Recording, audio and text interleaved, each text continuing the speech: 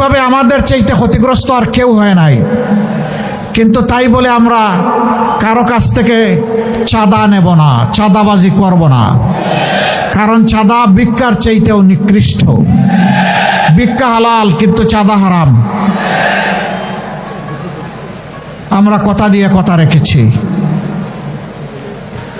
আমরা বলেছিলাম আমরা মামলা দিয়ে নিরীহ মানুষকে হয়রান করব না, মামলা বাণিজ্য করব না। আমরা করি নাই, আমরা আমাদের কথা রেখেছি।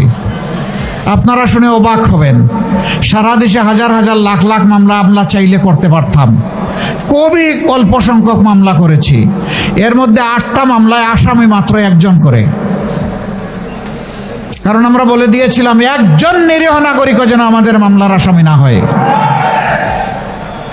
দ্বিতীয়জন খুঁজে না পাওয়ার কারণে একজনকে আসামি করা হয়েছে। আমরা জানি না ন্যায় বিচার পাবো কিনা, কিন্তু আমরা নিশ্চিত আদালতে আখেরাতে ন্যায় বিচার পাবো ইনশাআল্লাহ।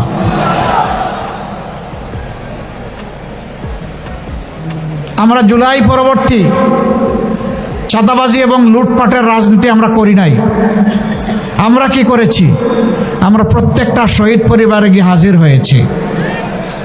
হাজির হয়ে বলেছি আজকে থেকে আমরাও আপনাদের পরিবারের সদস্য। আপনাদের সুখ আমাদের সুখ, আপনাদের দুঃখ আমাদেরও দুঃখ। আমরা সুখ দুঃখ ভাগাভাগি করব। কতগুলা পরিবার এতই নিরীহ নিরুপায়, নুন আনতে পান্তা ফুরায়, রিক্সা শ্রমিক, রিক্সা চালক,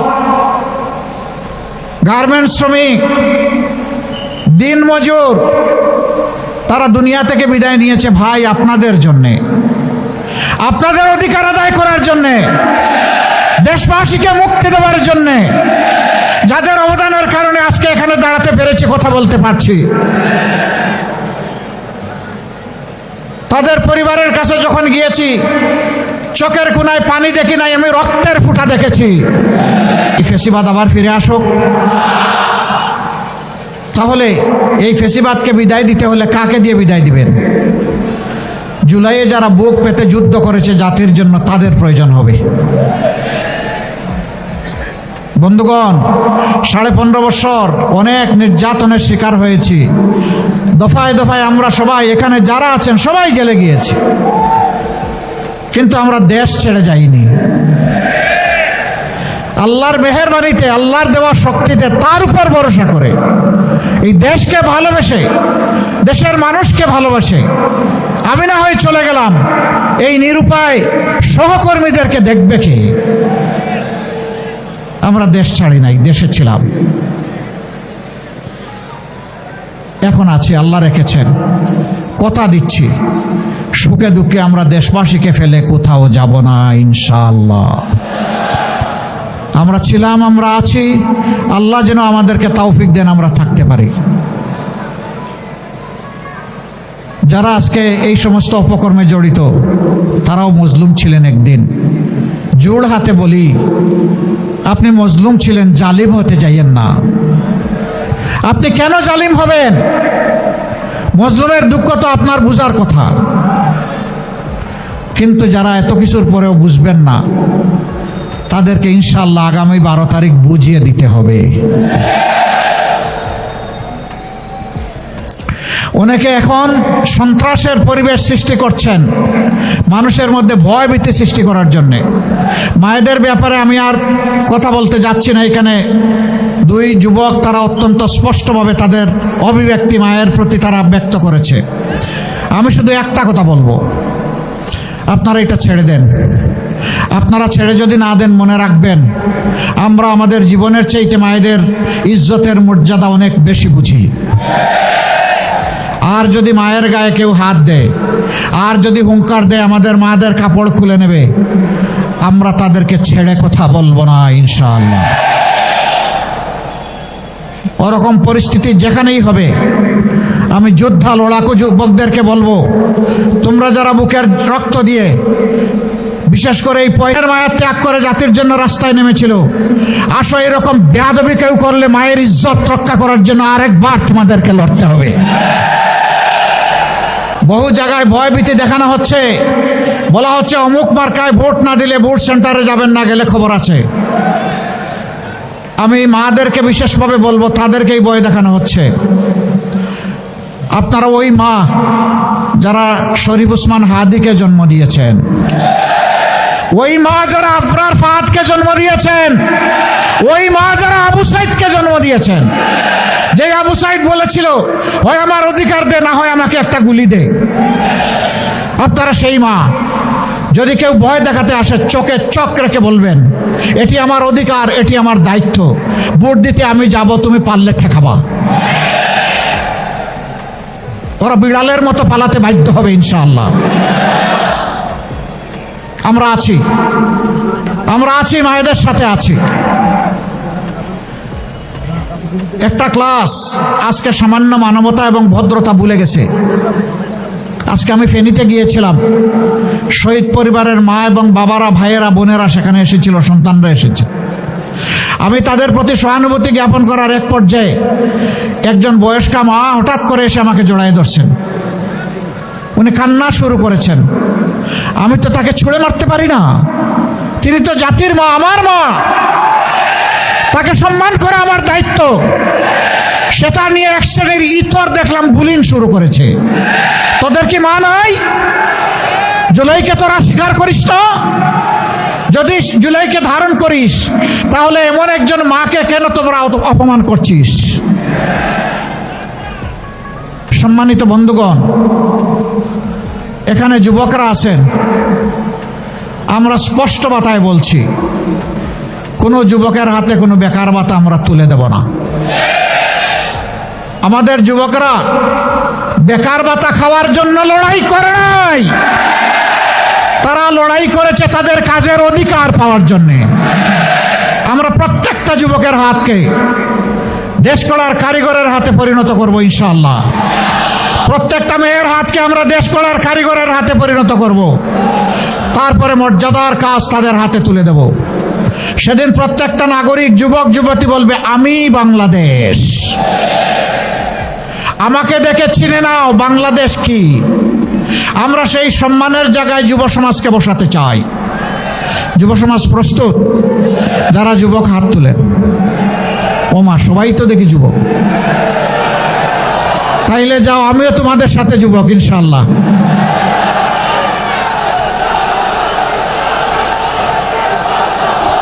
যুবকরা বাঘ, সিংহ, পর্বত কাউকে ভয় করে না, আল্লাহর উপর শুধু আল্লাহকে ভয় করে আর আল্লাহর উপর ভরসা রাখে।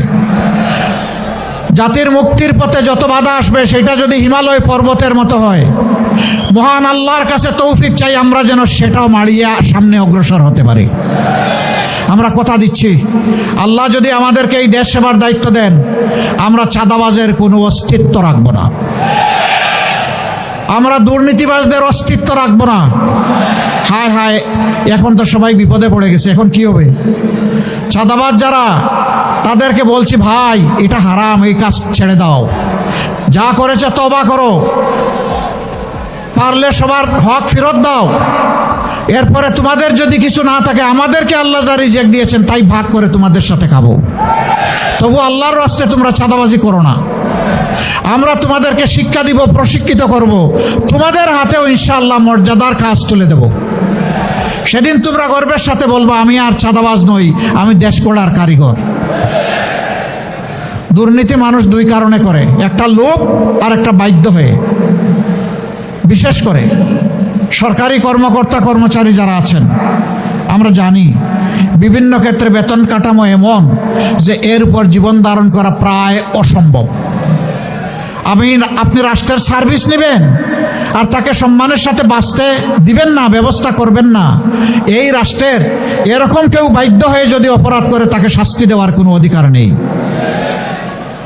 আগে সম্মানের সাথে বাঁচার সুযোগ করে দিতে হবে। সরকারি, বেসরকারি, আধা সরকারি, স্বায়ত্তশাসিত, সব মিলেই হচ্ছে আমাদের কর্মসংস্থান। আমরা কথা দিচ্ছি এই সব ক্ষেত্রে ইনসাফ কায়েম করা হবে ইনশাআল্লাহ। আরেকটা জিনিস আমরা সাফ করে বলতে চাই, আমরা সমাজে ইনসাফ কায়েম করব। সেই ইনসাফ, একজন সাধারণ শ্রমিক অপরাধ করলে তার যে আইনে বিচার হবে, যে শাস্তি হবে, রাষ্ট্রের প্রেসিডেন্ট এবং প্রধানমন্ত্রী যদি একই অপরাধ করেন, তাদেরকেও ছাড় দিয়ে কথা বলা হবে না। একই আইনে একই অপরাধের একই শাস্তি তাদেরকেও ভোগ করতে হবে। বরঞ্চ অভাবের তাড়নায় যদি সাধারণ মানুষ কিছু করে সে মাপ পেয়ে যাবে, কিন্তু রাষ্ট্রীয় দায়িত্বে আসা লোকটি অবশ্যই তিনি কোনো দায় মুক্তি পাবেন না। আরেকটা কথা পরিষ্কার করতে চাই, আমরা পরিবারতান্ত্রিক রাজনীতি আর দেখতে চাই না।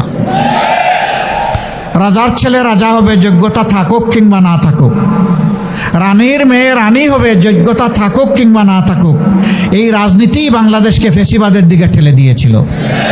এই রাজনীতি দুর্নীতিতে ডুবিয়ে দিয়েছিল। এই রাজনীতি মানুষের সকল অধিকার কেড়ে নিয়েছিল। আমরা সেই শিক্ষা, সেই ন্যায় বিচার কায়েম করতে চাই। মেধা থাকলে, যোগ্যতা থাকলে একজন রিক্সা চালক ভাইয়ের সন্তানও হবে ইনশাআল্লাহ এদেশের প্রধানমন্ত্রী।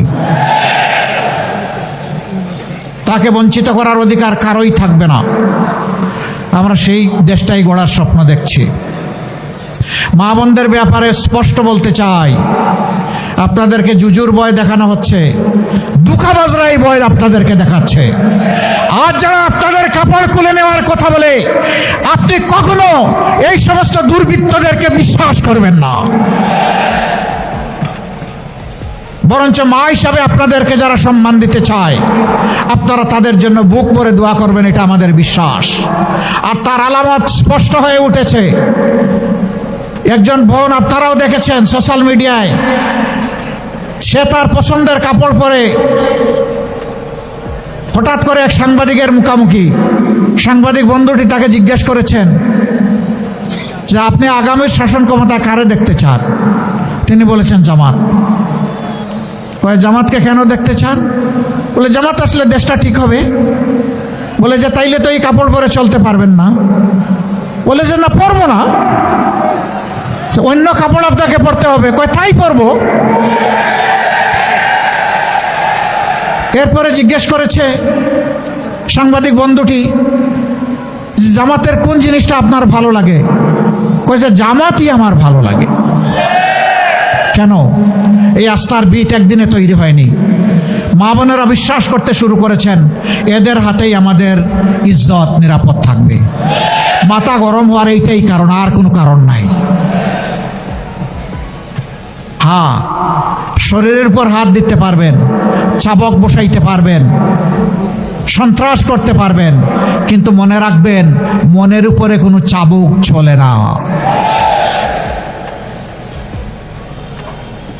আমরা মাদেরকে কথা দিচ্ছি, শিক্ষা, উচ্চশিক্ষা সব কিছু আপনাদের জন্য নিশ্চিত করা হবে। আমরা আমাদের পলিসি ডিক্লেয়ার করেছি, মাস্টার্স পর্যন্ত মায়েরা ইনশাআল্লাহ সরকারি খরচে লেখাপড়া করবেন। এখন ভাইয়েরা মন খারাপ করছেন নাকি যে আমরা কি দোষ করলাম? না, দোষ করেন নাই, ওনাদের গুণের স্বীকৃতি দেওয়ার জন্য এটা আমরা করছি। আচ্ছা, কেউ কি হাত তুলবেন যে এইখানে আপনার এই বয়সে আপনি আপনার গর্বে একটা বাচ্চা ধারণ করেছেন? এইরকম কেউ আছেন? নবডি, কেউ নাই। অসম্ভব, পুরুষ তার গর্বে বাচ্চা ধারণ করতে পারবে না। আচ্ছা, বেবিটা জন্ম নিয়েছে,